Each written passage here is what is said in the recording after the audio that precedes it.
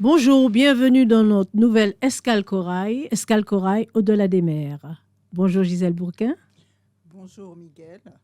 Alors Gisèle Bourquin, femme au-delà des mers véritablement, née à la Martinique, fille de militaire. Tu as quitté la Martinique dans les années 1955 pour aller vivre, pour arriver à Paris. Ensuite, une traversée pour aller en Nouvelle-Calédonie où tu as fait tes études, où tu as eu le baccalauréat. Tu as fait ton lycée, tu as eu le baccalauréat. Ensuite, retour à Paris. Alors, nouvel horizon, nouvelle vision du monde, nouvelle culture différente. Et ensuite, un grand pas, véritablement une nouvelle traversée vers l'Iran. Si je puis me permettre. Oui, oui. J'ai vécu donc mai 68, mais j'étais déjà bien à la fin de mes études. Et c'est à ce moment-là que, après avoir découvert les auteurs comme Césaire, Damas, et après avoir découvert l'Afrique au contact de toutes ces personnes, lors d'un séminaire au Musée de l'Homme, j'ai dit à un de mes collègues africains « Oh, j'aimerais bien aller en Afrique ». Il ne m'a pas laissé finir et il m'a dit « Oh, pourquoi vous n'allez pas en République démocratique du Congo ?» J'ai donc fait une demande. Et en 2 temps, 3 mouvements, j'ai reçu une proposition et je me suis retrouvée en septembre 68 à Kisangani, l'ex-Stanleyville, où j'ai été prof de fac en lettres. Mais quelle est la vie justement d'une jeune Martiniquaise qui a surtout vécu au-delà des mers au Congo? Un choc au début.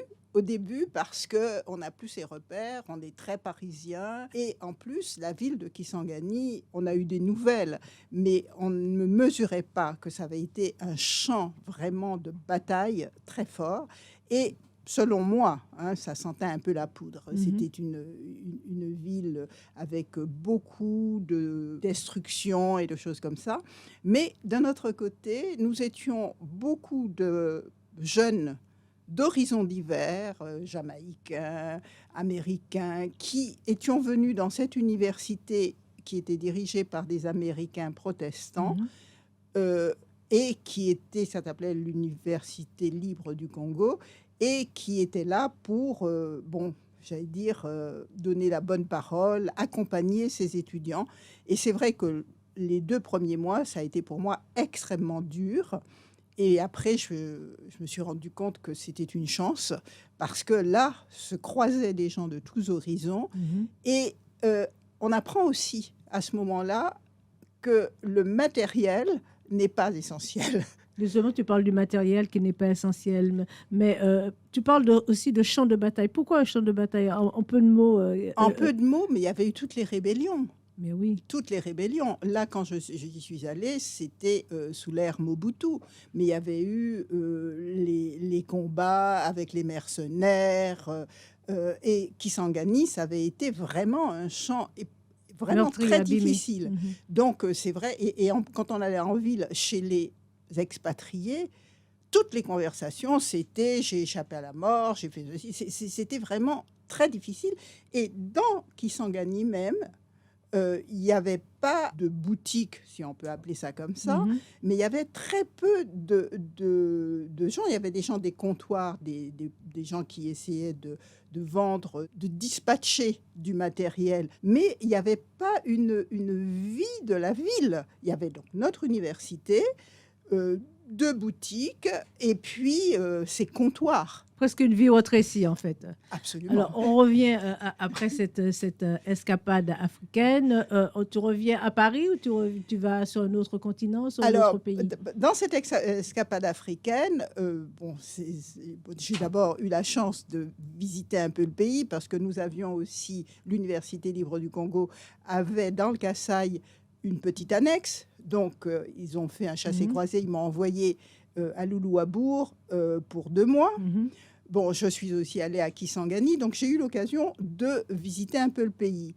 Et nous étions vraiment extrêmement nombreux. Et on a fait extrêmement nombreux comme étrangers. C'est-à-dire, nous étions vraiment un petit groupe. Nous représentions le monde. Et on a inventé. Quand il n'y a rien, tu inventes. Et je me souviens que ma ma collègue jamaïcaine est venue un jour me demander ce que je faisais au-dessus de sa tête parce que je sautais, en effet. Alors, je lui dis, tu sais, je fais ma gymnastique et ma danse. Elle me dit, je vais t'apprendre. Et donc, elle avait fait de la danse avec Alvin Ailey. Ça ne s'invente pas. Bon. Pas rien. Et alors, elle a dit, tiens, écoute, on va essayer de faire quelque chose. Donc, elle est allée chez les bonnes sœurs, parce qu'il y avait beaucoup de religieux à ce moment-là. Et nous avons commencé à répéter. Et on a si bien répété que d'autres personnes sont venues et que nous avons monté un spectacle où nous avons, mais vraiment en répétant très sérieusement et tout, et où nous avons intégré ces jeunes gens qui se mettaient aux fenêtres et qui se moquaient de nous, on les avait intégrés aussi. Et c'est pour moi vraiment une très belle expérience parce que tout le monde, et puis nos collègues professeurs, s'y sont mis aussi. Ils ont fait des costumes, certains ont fait des photos et tout. Ça a été quelque chose de vraiment très bien. Alors, est-ce que c'est cette expérience-là qui te donne l'envie de mettre en place une association des années plus tard qui s'appelle Femmes au-delà des mers et qui met en lien toutes ces femmes d'ici et d'ailleurs? Je pense qu'il y en a une partie. J'ai commencé à écrire ce chemin vers Femmes au-delà des mers. Et je me rends compte que il est important que je sache d'où je viens, je suis de la Martinique, mais je le sais d'autant mieux que j'ai été en contact avec des cultures différentes et que tout cela m'a apporté. Et là-dedans, j'inclus le Moyen-Orient aussi. Bien sûr. Donc, non, pour moi, c'est vraiment un chemin. Et Femmes au-delà des mers, c'est justement essayer de relier d'abord ces collectivités, créer du lien entre tous les océans. Mais pour moi, je dis, d'une façon peut-être un peu prétentieuse, Femmes au-delà des mers reflètent le monde. Parce que nous avons nous avons des cultures différentes, mais nous avons des liens très forts et en même temps, nous rayonnons. Par exemple, j'ai eu la chance de vivre en Nouvelle-Calédonie 3 ans et j'y suis retournée très souvent parce que mes parents y résidaient. On sent le Pacifique. Il faut avoir l'œil ouvert, mais avec la Nouvelle-Guinée, avec les Nouvelles-Hébrides. Quand on est en Polynésie, on sent parfaitement ce qu'est la Polynésie et on regarde ailleurs. Les Maoris, c'est pas très loin. Donc, je veux dire que pour moi, en tout cas, c'est le monde et on a tout intérêt à se découvrir et à cheminer ensemble. Alors, cette Martiniquaise qui a fait le tour du monde pratiquement, quand tu retournes à la Martinique, quel est justement ton horizon? Ça, c'est une question, j'allais presque dire vache.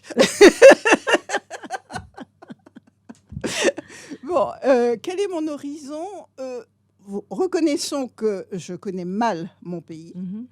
Et je suis tournée maintenant vers la Martinique. Je connais mal, j'allais dire physiquement, mais intellectuellement très bien, parce que j'ai eu le grand bonheur de travailler sur l'œuvre d'Aimé Césaire, de le rencontrer, etc. Mais tout ça se faisait à Paris. Mississippi. Homme, tant pis, qui ne vous apercevez pas que mes yeux se souviennent de frondes et de drapeaux noirs qui assassinent à chaque battement de mes cils. Alors, quand je suis là, c'est les rencontres. Les rencontres, parce que j'ai eu le plaisir à Paris, et j'ai encore ce plaisir de rencontrer des gens de tous les horizons et des personnes de Martinique. Mais en étant sur place, il y a autre chose. Les liens sont différents. Et puis peut-être aussi parce que je ne fais que passer, les choses sont plus fortes. C'est sûr. Parce que comme je n'y habite pas, les échanges sont... Alors mon horizon, je ne sais pas si je l'ai... Pour moi, c'est la rencontre de l'autre. Je ne sais pas si c'est une réponse, mais c'est ce que je pourrais dire. Non, mais alors, la Martinique aujourd'hui, la Guadeloupe, les territoires d'outre-mer, la Réunion, la Nouvelle-Calédonie, Mayotte. Alors, quel est ton sentiment par rapport à tout cela? Quel est notre avenir ensemble et comment faire? Deuxième question, vache. Tu as fait exprès. Non. Alors, là, c'est vraiment quelque chose d'extrêmement difficile parce que, comme je disais, il y a des différences Mais il y a quand même des choses communes, que ce soit la langue, que ce soit l'histoire heureuse ou malheureuse. Bon, est-ce qu'il y a un avenir commun ? Je ne peux pas dire. Je pense que l'important, moi, de mon point de vue, c'est de s'accrocher à ce que l'on est, mais en essayant toujours de rencontrer l'autre. L'autre n'est pas forcément un ennemi. Donc, il faut surtout chercher les choses à partager.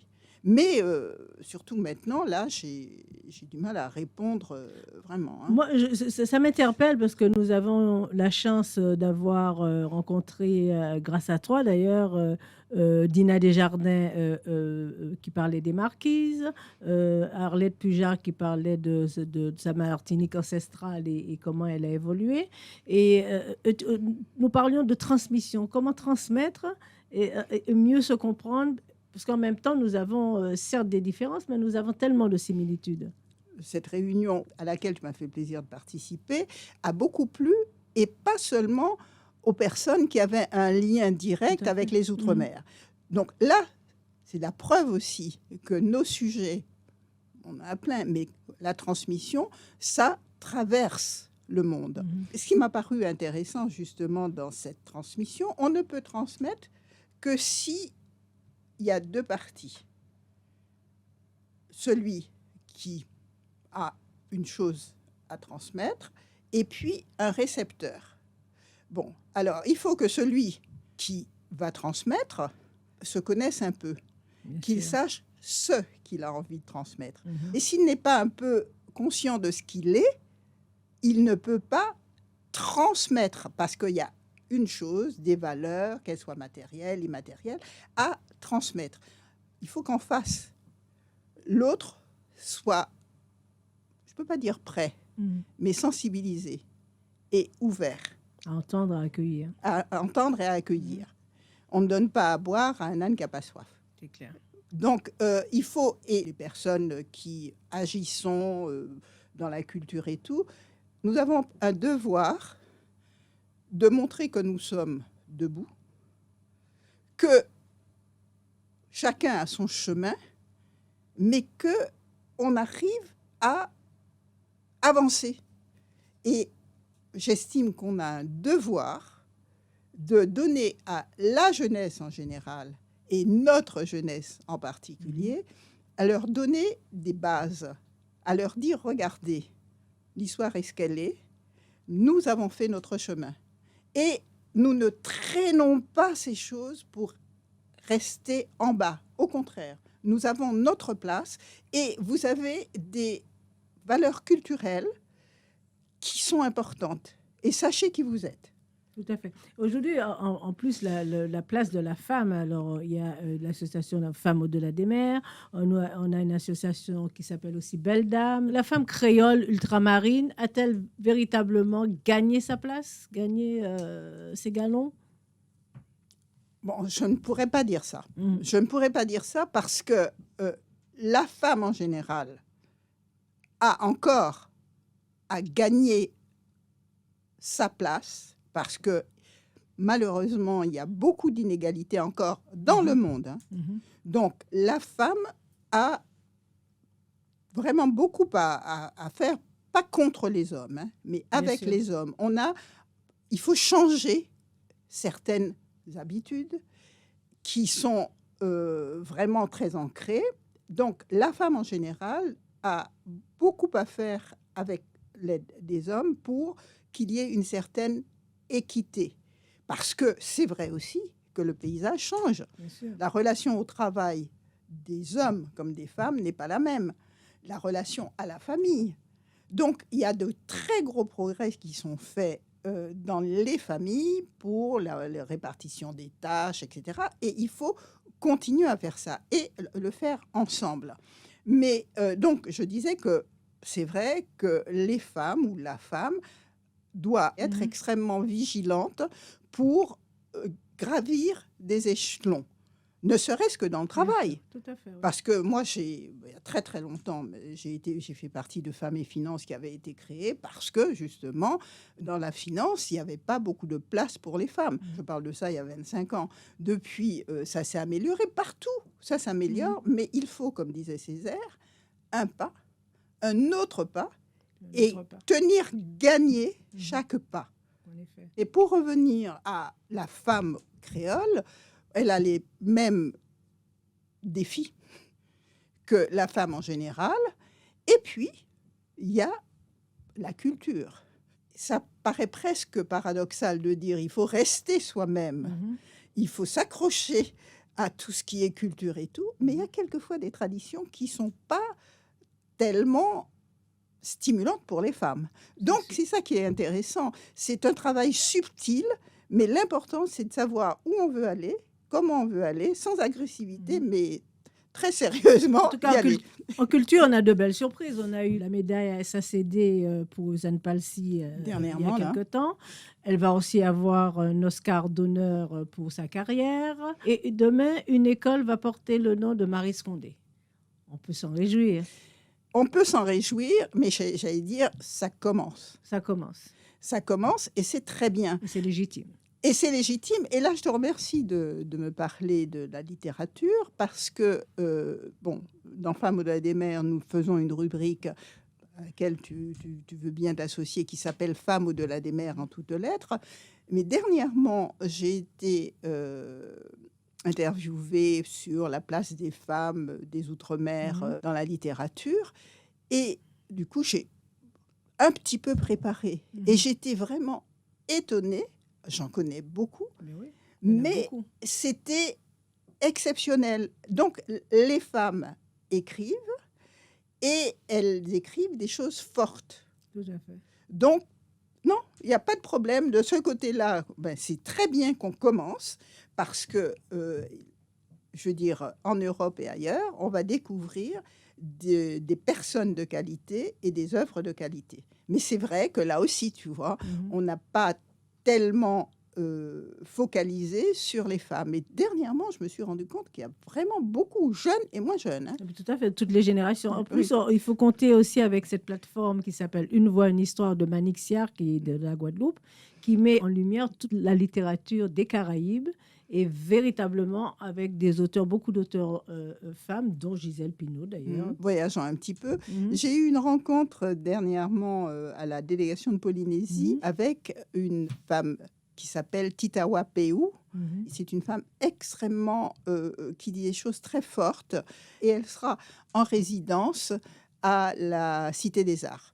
Pendant 6 mois. C'est parfait. En tout cas, quelle est ton envie pour Femmes au-delà des mers et qu'est-ce que tu en attends de plus que ce que tu n'as fait aujourd'hui?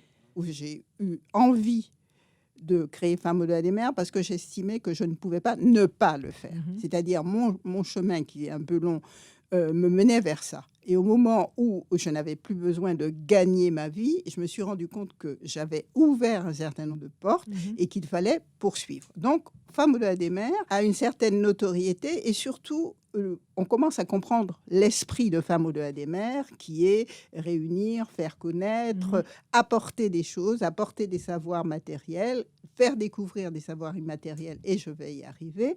Et donc, continuer. Mais c'est vrai que la transmission, qui est pour moi un mot très fort, me taraude. C'est-à-dire que je voudrais, et peut-être que je prendrai 2 minutes pour expliquer ce que j'entends par transmission, je trouve qu'avec les nouveaux outils, avec cette prise de conscience, on est prêt, dans Femmes au-delà des mers, à ce qu'une équipe plus jeune puisse s'emparer du bébé. Et je pense qu'on peut le donner maintenant. Avant, c'était compliqué parce qu'on pouvait ne pas comprendre le message. Avec ce qu'on a eu la chance de faire grâce à vous tous, on se rend compte que nous sommes dans le lignage. Je trouve que c'est très bien. Mais ce que je souhaite maintenant, c'est qu'il y ait dans chacune des collectivités, dans chacune des régions, des relais Femmes au-delà des mers. Parce que Paris n'est pas le centre du monde. Tout à fait. Mais en même temps, il est très agréable d'avoir un point d'appui à Paris, à Passy, où on peut réunir des gens. Par exemple, quand Arlette est venue, elle était juste venue me rendre visite et je lui ai dit, tiens, tu vas me parler de transmission. Donc, Paris, c'est bien, parce que il s'y passe beaucoup de choses. Mais je voudrais vraiment, et c'est pour ça que quand j'irai en Martinique là prochainement, j'essaierai de le faire, qu'il y ait des points d'appui et qu'il se passe des choses aussi Dans les territoires. dans les territoires. D'accord. Voilà. Donc, ce que je veux, je crois avoir répondu, continuer, impulser, mais gentiment passer pour que cette ligne, en fait, cette feuille de route qui a été tracée soit suivie. Parce que, en plus, on y prend beaucoup de plaisir. Hein. En tout cas, merci, c'est ce que nous souhaitons, en tout cas aux femmes d'au-delà des mers. Merci de nous avoir visités aujourd'hui à Corail. Au revoir et à la prochaine fois. Merci.